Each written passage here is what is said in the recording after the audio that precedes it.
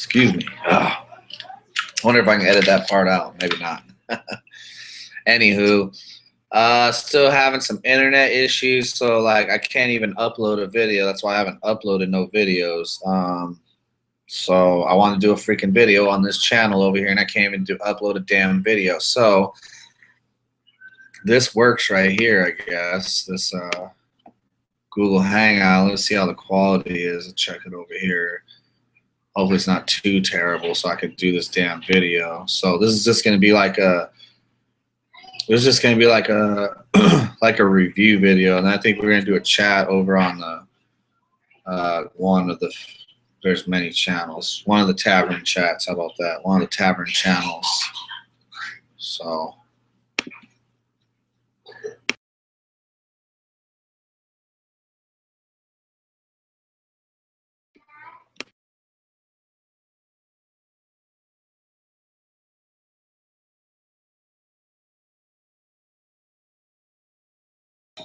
All right, so, fuck. I don't know if I can edit the beginning of this video. This is what sucks about the Hangout shit. No edit, all, you know, all raw, rugged versions. So, first of all the guns I had are freaking history, pretty much. So, if you know that story, then you know why I am where I am with this situation I got here. So everybody knows I'm an AR guy, right?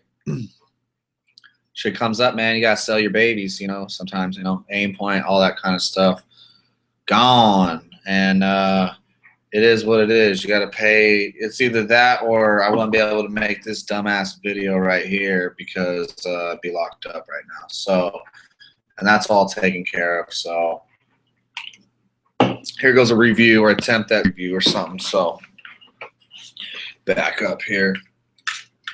Along or a little bit before all that shit came down, when they hit me up with an extra whatever, fucking almost $1,000 in overages and bullshit because they told me to pay one thing, didn't. Long story. You guys can go check those videos. I picked up a little TRUK gun before I even had to sell all those. So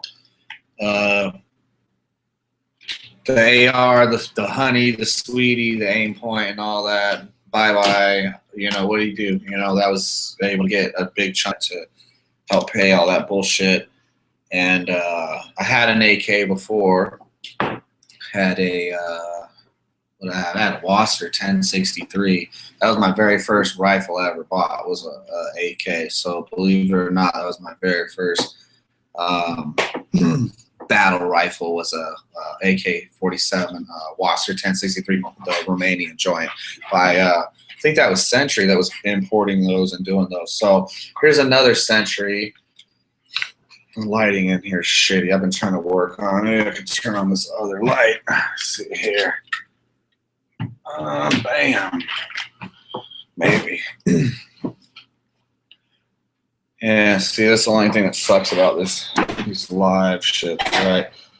All right, so this would be the AK63D, I believe they call it. I guess it's like a Hungarian clone or something. Don't get me wrong. I know I would say a fair amount, a good amount about guns, but all this commie stuff, I don't know too much about, but I do know how to shoot this rifle, and I know how this rifle works. I know how to clean it, take care of it, take it apart, everything pretty much with it, because I already owned an AK. As far as what I could tell you what clone this is or whatnot, I think it's a Hungarian clone. So I know that these were also, I guess, given to paratroopers in some of those commie countries. It's an underfolder. The buttstock, you know, folds. It's got your little button over here on this other side. I put this paracord on the back here and on the little cheek spot there to try to help a little bit. It doesn't. It makes it a little bit better, but it's still pretty hardcore. That was one thing, trying to get used to this buttstock. This is it's not comfortable, I can tell you that much. it fits in there good, everything like that. No problem with that. You start shooting, you know, doing a couple mags with this thing. This thing is all in your shoulder. Feels kind of shitty, just being honest. So is it that hard to believe that an AR guy doesn't have an AR or whatever? I don't think so, you know. ARs are easy to build or whatever. I picked up some lowers before, you know, for super cheap, and built out ARs for super cheap before. So I'll get another baby or whatever. But in the meantime, this was originally the TRUK gun, and I stuck with this because I wasn't going to be without a battle rifle. I haven't done nothing to it. The only thing I did to it is I changed this pistol grip on it to a Magpul AK grip, and I really love the Magpul AK grips. Well, the Magpul pistol grips in general. I had one like damn near exactly the same on my AR. Fucking bullshit. Anywho, I don't even know. This might be kind of the quality. Let me double check. I forgot to here. Looks all right, I guess. Hopefully it comes out better.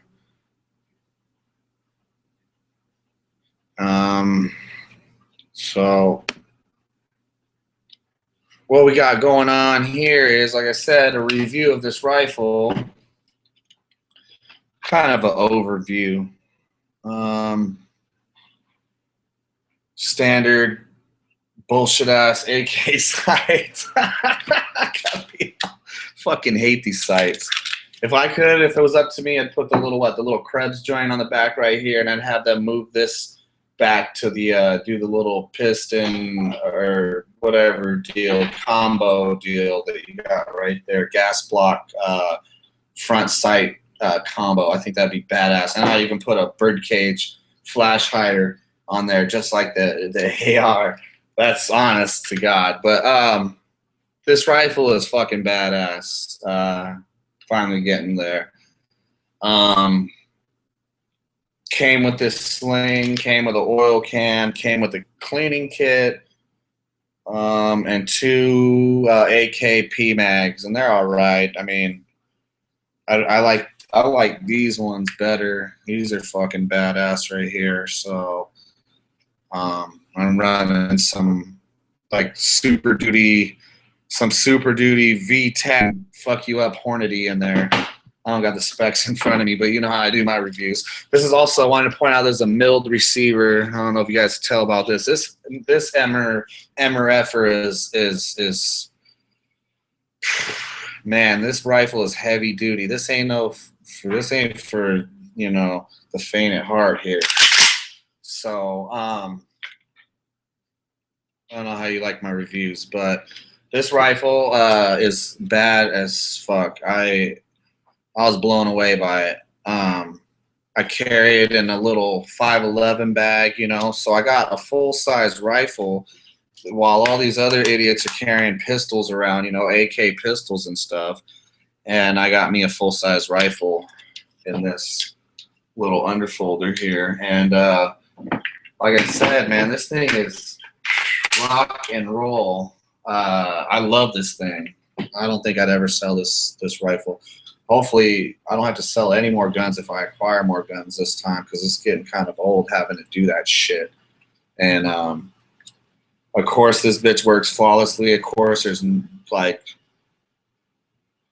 I can't find nothing wrong with it. If I had to say anything bad about this rifle, not bad, but the only complaint I would have, not even complaint, I guess, how about just the only thing uncomfortable about this rifle is this buttstock, and that was a given. I researched this rifle for like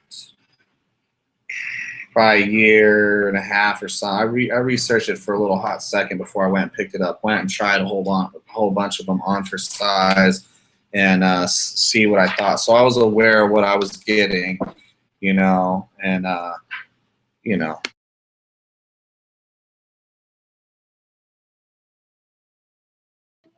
So I got this badass TRUK gun left, and it's not really that much to be bummed out about, that much to be really down on because this thing is badass. I mean, when I first got it, for the first like couple weeks, I don't think I ever had this thing anywhere out of my sight. I was just like touching and holding and picking up this thing. Shooting it, this thing was dead on right out of the box. I think we were doing 50, 75, and 100. We didn't have the rangefinder on, but we've had the rangefinder on this spot before and kind of know the distances on these hills. And at all three was money. I don't remember my Wasser being like that. I could be wrong. I bought a Century Wasser before. Was not a bad rifle. Never anything wrong with it. Never ever had a problem. I just needed money and I sold that shit. And it's crazy because I sold it right before Sandy Hook. So I got like shit for it. I could have got, you know, easily who knows how much.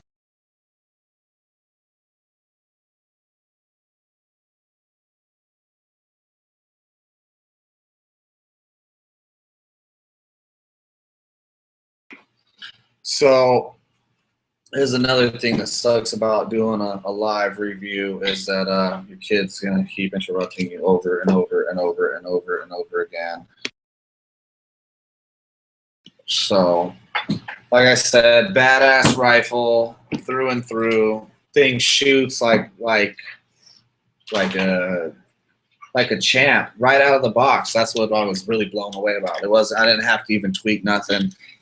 That mother was right on. I think we even shot some tannerite with it, and it was just like, it was right on. You know, the tannerite joints, the little 1.5, 2 pound, or not, what is it, 2? I don't know what the hell pound it is. A little one like that. Not the smallest one, but like the second from the smallest one.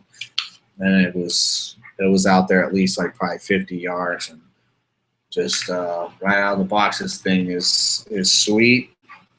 I like the finish on it. I believe the barrels are chrome lined on these now. I looked down at last night. I need to clean it, but I'm pretty sure it's a chrome lined barrel. They weren't doing those at first on these Century Arms, but I guess enough people complained and they're doing them now.